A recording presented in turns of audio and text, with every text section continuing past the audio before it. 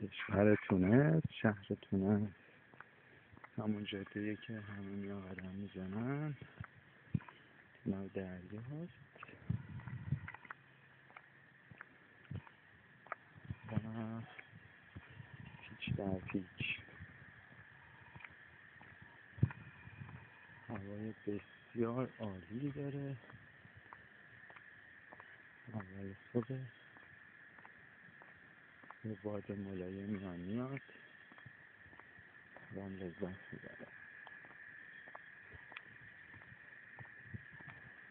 این مسیر رو کلی قدم میزنم. سر صدای ماشین اینجا هیچ خبری نیست. صدای گنجشک‌ها هم میشنویم روبرو نشستم.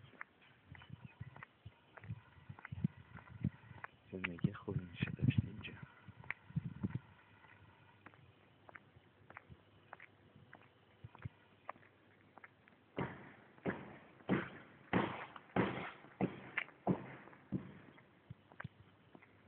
یکم خطرناکه چون هیچ حفاظی نداره بیفته.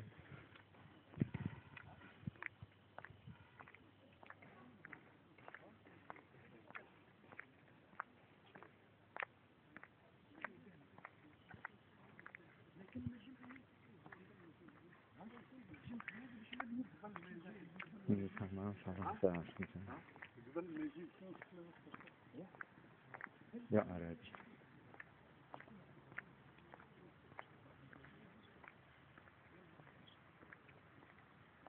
جالبه که دور تا دور این رو همه هتل و جای مسکونیه ولی این جاده رو در واقع نگه داشتن به فاصله چند متر برای عموم